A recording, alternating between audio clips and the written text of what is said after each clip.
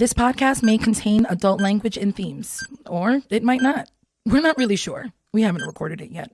I'm Jason. I'm Diggs. I make software, music, and podcasts. I connect people, personally and professionally, and I like talking with Jason. This is the Candy Factory 5x5 podcast. 5 conversations. 5 random topics. 5 minutes each. When we hear this sound, we move on to the next topic. Next. On every episode, we invite a very special guest to join us.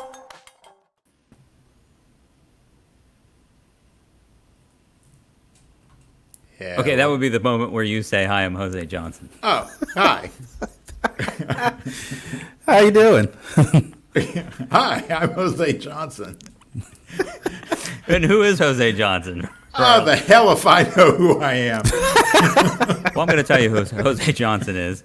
Jose Johnson is the host of Mastering the Mindful Mindset, which is a brand new show that we have on the Candy Factory Collective, which just so happens to be the network that this show is on. So he is a fellow Candy Factory collectiver.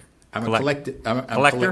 Collectiver. I like that. That works. And we are, of course, part of the Candy Factory Collective, so people always ask, what kind of candy do you make? And the answer, of course, is none.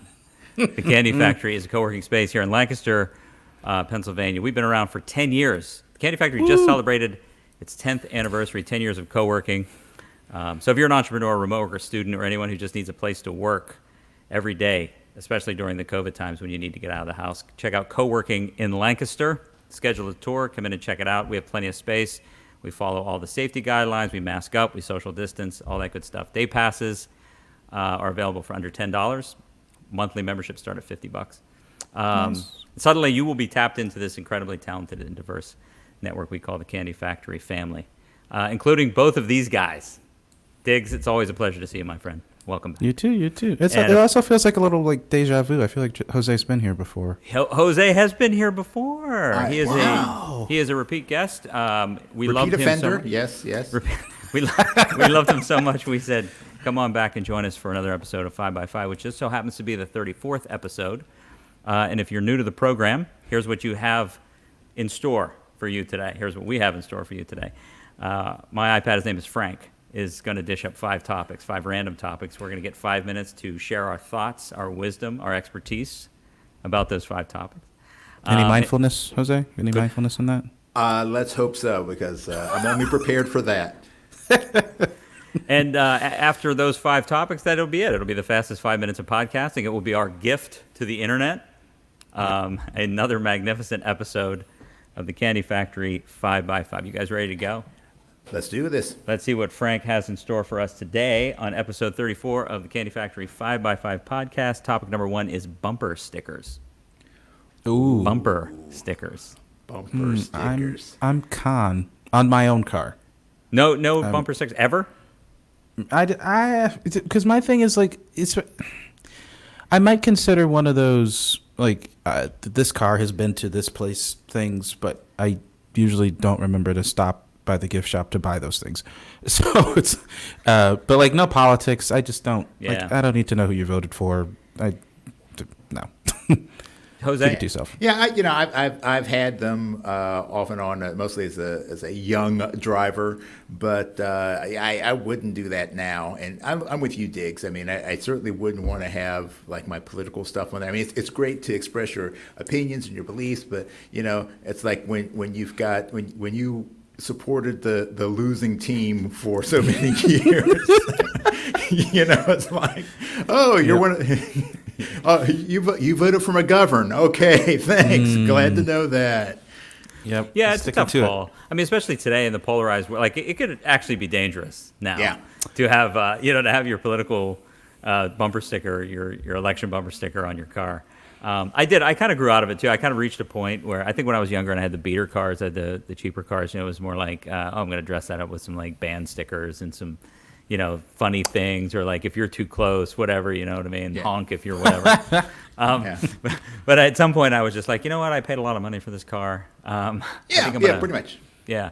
I will tell you one thing about bumper stickers that I learned recently, which is a helpful tip for our listeners and viewers out there. And that is, if you ever had a bumper sticker on a car that has been on there for a long time, right? So it's baked on, right? A lot of summers, a lot of heat, right? And it's really, and if you ever tried to peel it off, it doesn't work. Nightmare, right? Yeah. hairdryer. Really? I'm telling you Oh. what. Of course, if you go back pre-internet, you'd never know this, right? Maybe if you're at a cookout and you bring it up, you might have that one guy who knew that one guy who knew this. But now that we're living in the internet world, I googled it, and there was some guy on a YouTube video who was just like, "Yeah, all you gotta do is get a hairdryer, and just heat it up, and what it does is it heats the adhesive, Right. peels right off, So off. now I actually have a use for a hairdryer. So thanks for sharing that. If you need to borrow, need to borrow one." Okay, appreciate that. That's good. I love like those little window stickers. I mean, that's the big thing now. Like the little windows, like the family window stickers. Like, what the hell are people thinking with? Oh, some of right, those right. things? Like the little drawing of like the Yeah. dad and the mom Yeah. and the two kids and and the the dog. dogs and Yeah. the cat. Yeah.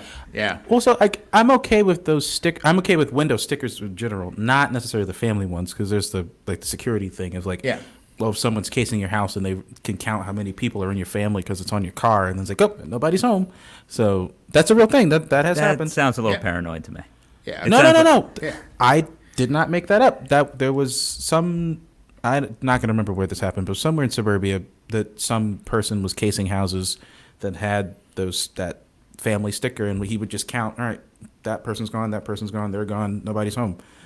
But rummage around and take what they wanted.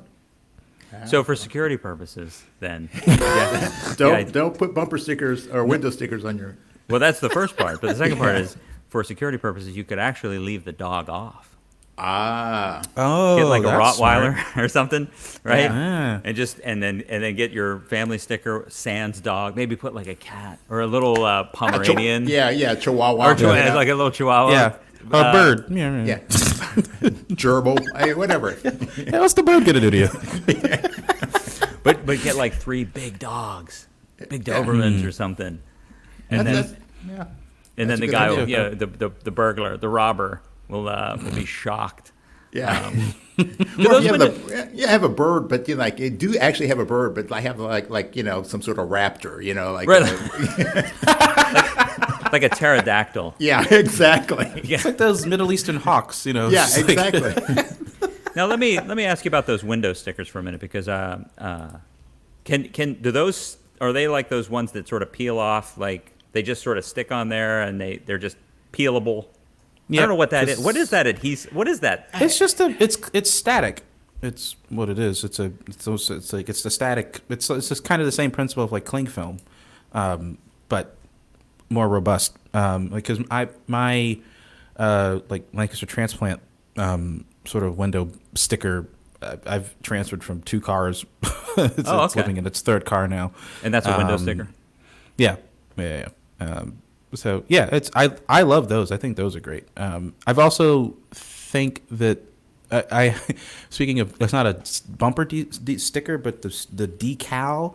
Subaru is really big on people putting their like, this is my second Subaru and these are my interests and like that stuff. I ordered those. I have a Subaru. I ordered the stickers, the decals for it, and I still haven't put it on my car. I can't do it. Yeah. I don't advertise for the companies that I give money to like that. You know what I mean? Like just by They're not nature. paying me. Yeah. Now, well, it's time to hop in the car and drive away from topic number 1 of this episode's 5x5 to topic number 2, which is cup versus mug. Cup versus Cup mug. versus mug. Man. So many questions. It depends on your talking definition. What's your definition of a cup and a mug? Right, we need to No, it spend the depends first on- minute defining cup and defining mug. So, Diggs, No. where are you at? No. It's not even that. We have to figure out if we're talking about hot stuff or cold stuff. Okay, so Because let's I start think with there's- hot versus cold. Because to me, it's. Oh, you know what? No, I can go both ways. I'm realizing now because a cup is to me is typically like no handle, and then a mug has a handle on it, like one of those like, not just a run of the mill handle, but like the barber shop, like very thick handle. That's a mug to me. Am I not making sense? You look as confused as I am, Jason. Okay, so It's like the diner mugs, like the like I'm not going to call it a diner cup. they're serving you coffee in this diner. Yes. Diggs walks into a diner, sits down. Yes. She says, "Would you like some coffee?" Diggs says, "Yes." She comes over and sets something down and then pours the coffee into it. That is a Mug. That is a mug. That is a coffee mug. Yes. And then what is To a me. coffee cup? To go, or just one of the handleless, like, if you're getting. Oh, like a paper cup? Yeah. What? Digs. Fine. Jose, where are you at with this? Let's just Oh, shift Sensei. gears. But again, it's depending on your definition of things. So, I'm thinking about like the difference in like a teacup. That's usually kind of like a tapered kind of bottom. And usually has less, holds less volume than a mug, which is, to me, a mug is, big, hefty. Usually, like a cup is going to be anywhere between 8 ounces to maybe 10, as opposed to, your big 3-gallon, early morning, Monday morning coffee mug. So for Jose, it's size. Yeah, size matters. Absolutely. Okay. Okay.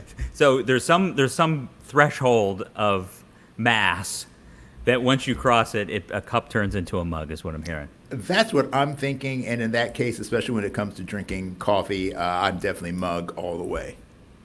Okay. Well, according to our assistant, a mug does not have a saucer. Does not have a saucer, whereas a That's cup fair. it has a saucer, and apparently is used often to drink tea, like a tea cup. That makes sense. There is no such thing as a beer cup, but there's a beer mug. That is true. But you wouldn't put a saucer. Fair point. Yeah, you wouldn't put a saucer under a beer mug. No. So No, I think or- but that's it. So with 2 minutes left, that's the end of the topic. Like Okay. okay. So let's talk about the preference then. Yeah. Mug. I definitely like mugs. Okay, When- so that means that when my friend Jamie here at the Candy Factory, we have a member. His name is Jamie, and Jamie is a barista. He's our in-house barista. We have an espresso machine, and he will, throughout the day, he will signal over to me, and he'll go, and I'll go, and he'll bring me an espresso. Yeah. It's the most magical thing in the world, and that comes Yep. with a saucer and a little cup. Yes. Exactly. So that's a cup. Yes. Agreed. Yeah, And- you would not have a mug of espresso. No, No. you could You might put espresso in your mug, but that's a different in kind this of- mug, right? Yeah, in this So- mug, exactly. There's one other use of cup we haven't thought about, like a cup of soup. Ooh. Like, Ooh. is it Well- like obviously there's no mug of soup. No, but think about that for a minute. There's a If I'm bowl at of the- soup, though. There is a bowl of soup, and if I go to the restaurant and I order a cup of tomato bisque, it will come in usually with a saucer. I never knew true. this. Oh This is it, Ah, there we That's have a good point. solved the mystery. right? And it's always smaller than the bowl. Of course. Hey, always go with the bowl or mug, never the cup. I think No, I think we should invent the coffee bowl.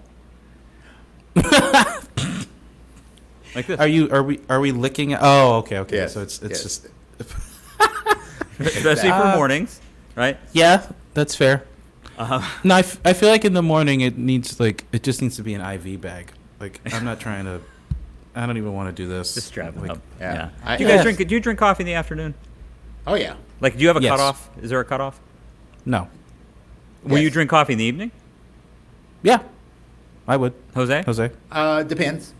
Depends. Like when I'm gigging and stuff like that, or if I'm driving somewhere, I will definitely drink coffee. So. It Oh, just if it's depends late at on- night and you've got to Yeah. drive back from like Philadelphia or something like Yeah, that, then, yeah. an hour and a half. Oh yeah. I'm Absolutely. definitely going to stop and get some coffee if it's like 11 o'clock. But I mean, on Yeah. a normal Yes. night, I definitely I usually try and stop like about 3 o'clock or so in the afternoon. yeah, That's that's kind of my cutoff too. Well, it's time to put the cups and the mugs in the dishwasher and move on to topic number 3 Ooh, see where of this we'll go with episode's that one. 5x5, which is best job.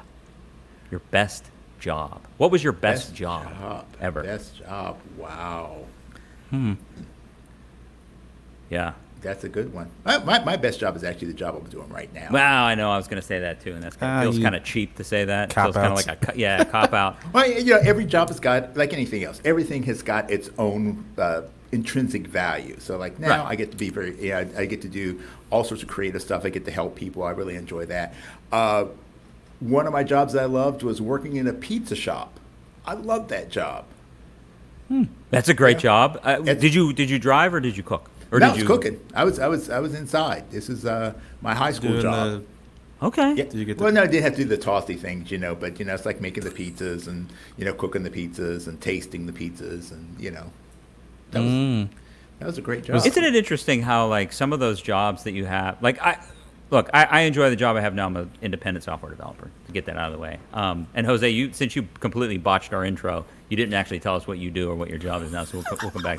But so I really do enjoy that. And of course, you work to these things. But there are jobs I had when I was young that just weren't sustainable, right? Yeah. That like just didn't pay enough money, but they were great jobs. So you don't call them your best job because you weren't making enough money to say get the things you needed or buy a new car or do all these things.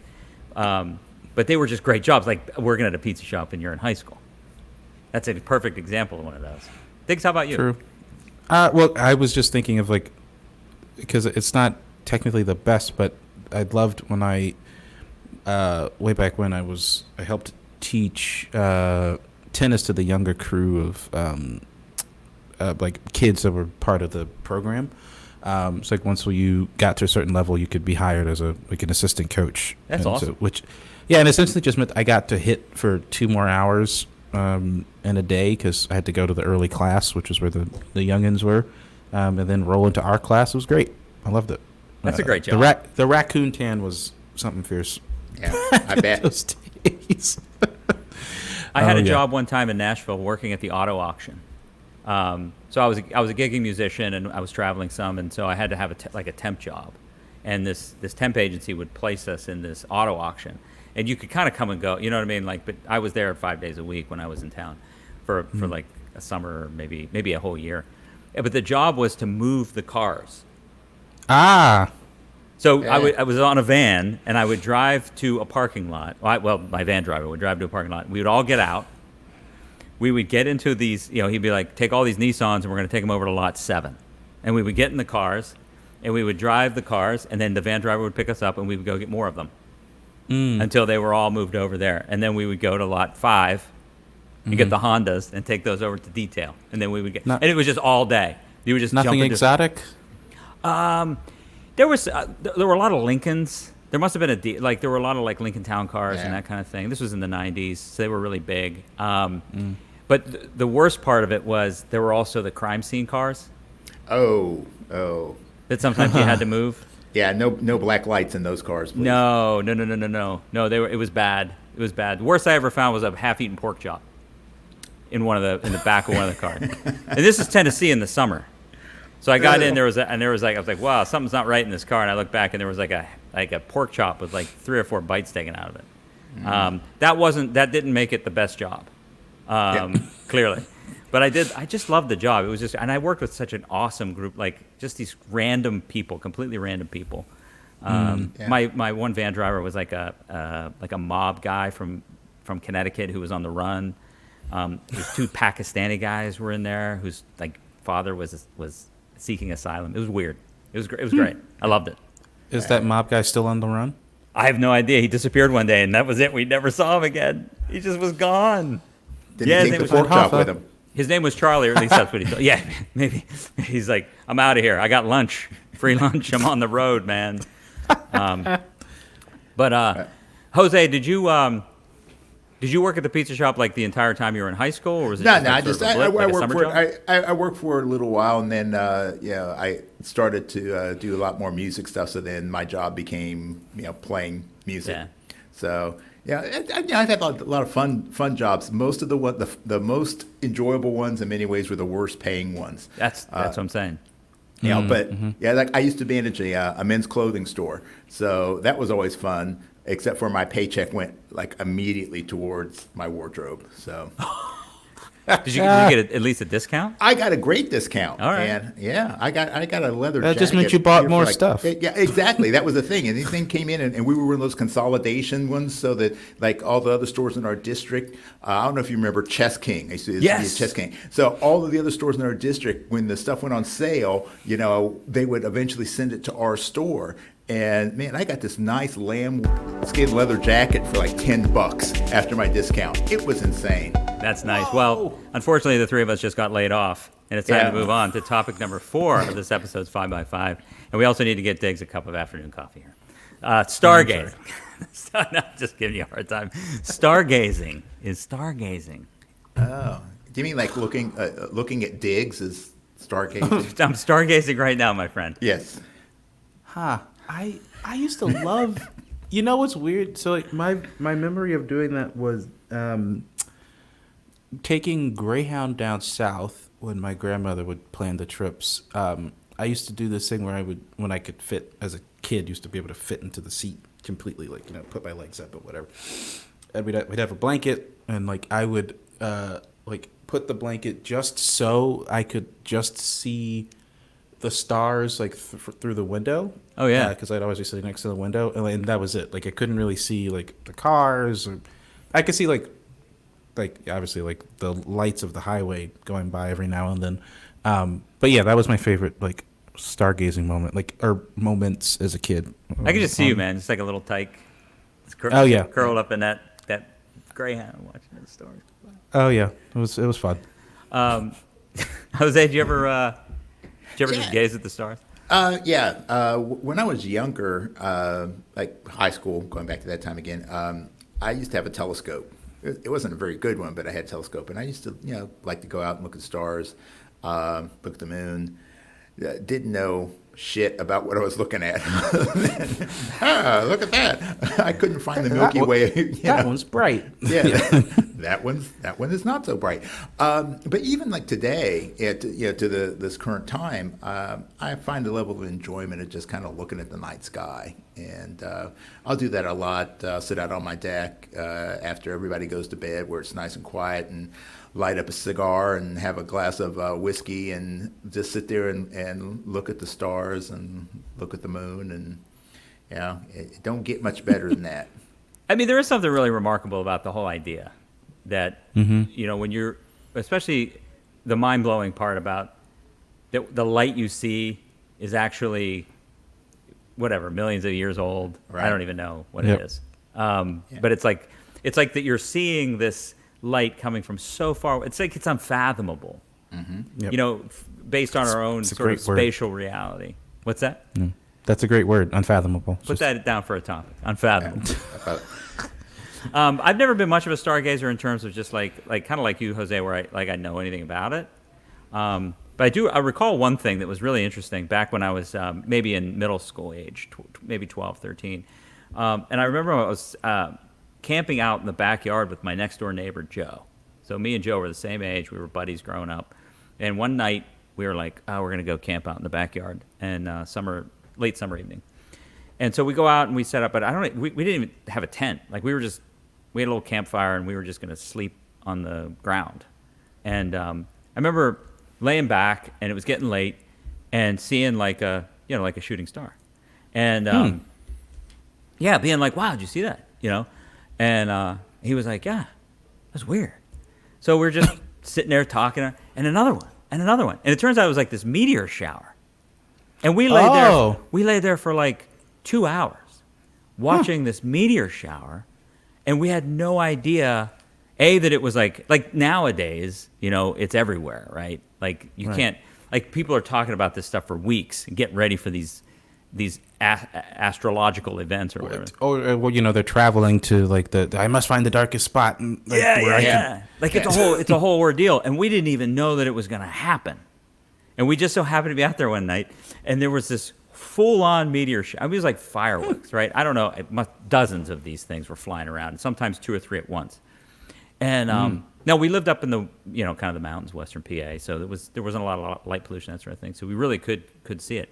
But what was interesting about it was that for years after that, I just assumed that shit happened all the time.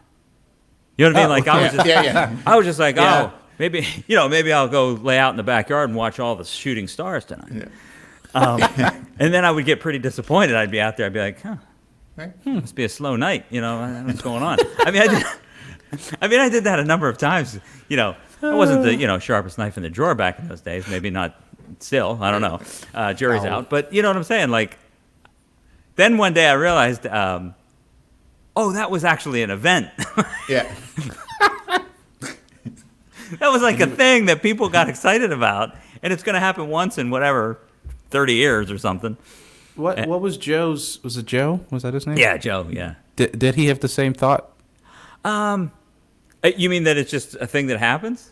Yeah. Oh, absolutely. Yeah, we were just hanging out. We were just like, oh, because I don't know that we had ever really done, like, we had just gotten to that age where it was cool. Like, we could just be like, I'm just going to sleep outside tonight. We had a fire, but you know what I mean? Like, we weren't little kids anymore.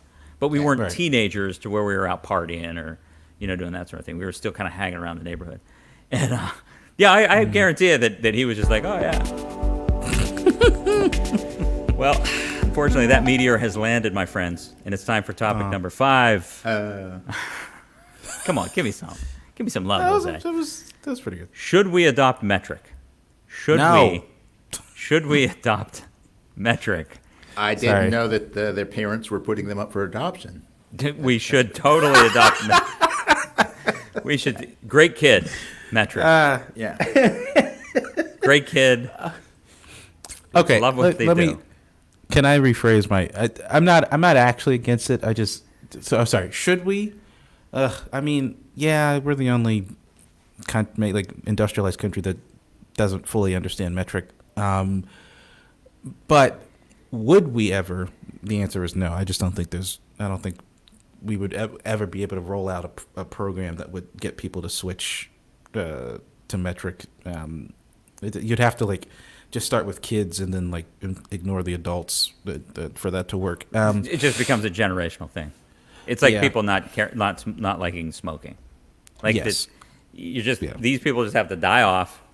Yep. And then start with the new ones doing the meters and whatnot, centimeters. Right. Right. Well, I know because my biggest complaint about metric is Celsius and temperature. Like getting a thermostat in Celsius to the right temperature drives me up a wall because Fahrenheit just happens to be more precise. The difference the difference between 72 and 68. There's a difference. If you're trying to set a thermostat. Oh yeah, clearly. But the Celsius, I think that's 19 and 20. I think is the same range. And there's 4 degrees is. Yeah. It's you can't do some thermostats will do the half Celsius, some won't. I had this issue. I'll shut up after this quick story. I was on a trip to Cairo. I was taking Arabic at the time, and we all had our own hotel rooms, and the thermostats were in Celsius initially. I could not get comfortable until I found a way to turn it to Fahrenheit, and then I was good. Do you think it was mental? No, I can't sleep. Oh, you in mean you heat. just couldn't? You just were physically not comfortable. I just couldn't sleep. Right. Yeah, because it was too hot or too cold. Now you know a lot about Europe and these other countries that use that. Well, I don't know what Jose's experience is, but I know it's certainly between you and me. Yeah.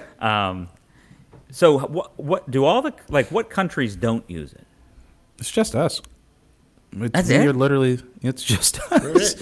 Because the UK knows both. Because first of all, this is all their fault. Let's just get that out of the way. I mean, it's called the imperial system for a reason. What we use, I mean. Right. So they sort of they know both, but their usage of either will forever confuse me because they'll the weather reports will be in Celsius, but sometimes they'll talk in Fahrenheit. They'll give you their weight in pounds and stones, but then we'll talk about their height in meters. And it's just what the. Okay, so they just fluctuate back and forth. Sort of like someone who's bilingual and they keep flipping in and out. And yeah. It's like for me it's like I'm coming in and out of consciousness. Yes. When someone's speaking Spanish and all of a sudden they're speaking English and I'm like I got you, and then they're gone. Yep. Yeah. Are you? I mean, do you like it? You don't have any. You don't want it. No. I said it wouldn't be feasible to try to do it. Metric does make more sense. There's no arguing that. I agree 100%. Like when I learned metric stuff in school, and I was like, well, that one makes sense. This whole 12 inches to a foot thing, and then the baker's dozen. The whole thing throws me off. Jose, where are you at with metric? Yeah, well, my wife is from Europe, and so she has a hard time sometimes. Well, after 25 years now being in the country, she's kind of used to it. But because a lot of our friends also are from Romania, it's real interesting to talk with them about things. And, it's like, oh, the trouble with converting from Fahrenheit to Celsius and, teaspoons and tablespoons to grams. And, it's like, yeah, it makes so much sense. But like I agree with Diggs that our tendency to be resistant to change, that's a problem. And because it's so inundated, I mean, it's like, geez, we can't even get people to learn math at this point, just basic math. Have you gone to like a McDonald's or something and tried to pay with cash? And like it's like a dollar. It's a 10-minute ordeal. Yeah, it's like it's $3.48, and you give them a 5, and they freak out if it doesn't tell them the exact change, and it's. Yeah. So it's like, how are you going to take that kind of mentality, and you're going to be able to say, okay, well, look, this is no longer a mile; we're going by kilometers. People are going to freak, man. Yeah. It would be a challenge. I mean, I think you'd have to have a dual system for about 100 years, and then slowly phase it out. But are years metric? Yeah. No. Well, I'll tell you what, that was the fastest 25 kiloseconds in podcasting. We are wrapping it up. Yes. It goes so fast. It does. Goes so fast. Jose, it's been such a pleasure to have you back on the program. It's my pleasure. You shan't be a stranger. But before we go, there's 2 websites I want to point out. CandyFactoryCollective.com. That is the place to go to check out all the shows that we are rolling out through the Candy Factory Collective. Check that out. Jose's show, Mastering the Mindful Mindset. That is 12:30 on Mondays, live streamed, and it's also in podcast form. And the other website is Co-working in Lancaster, because if you like 5x5 and you like the kind of conversation we have here, this is what basically happy hour is like. But there's no iPad dishing up the topics. But it's great fun banter with all the people that we network here at the Candy Factory. So check out coworkinginlancaster.com. Come join us, check us out, schedule a tour, see what co-working is all about here in Lancaster, PA. Gentlemen, it has been a pleasure as always. Yep, indeed. And we will see you all next time on 5x5. The Candy Factory 5x5 podcast Is a proud member of the Candy Factory Collective. 5x5 video can be found on Facebook, YouTube, and LinkedIn. Subscribe to the audio version wherever you get your podcasts. The Candy Factory 5x5 podcast is recorded at the studios of the Candy Factory, a co-working campus in Lancaster, Pennsylvania. The show is produced and hosted by Jason Mundock, along with co-host Robert Diggs. Editing and additional production by Anna Tran. The opinions and views expressed on this podcast are solely those of the expressor. The Candy Factory is not in any way responsible if anyone said something stupid. Our theme music was composed and recorded by a really cool guy. Really cool guy. A really cool guy. Really cool guy named John Chin. Relevant links and show notes can be found on the show post at our website, candyfactorycollective.com. Maybe that's it. Is that it? Okay. Candy Factory. Collective.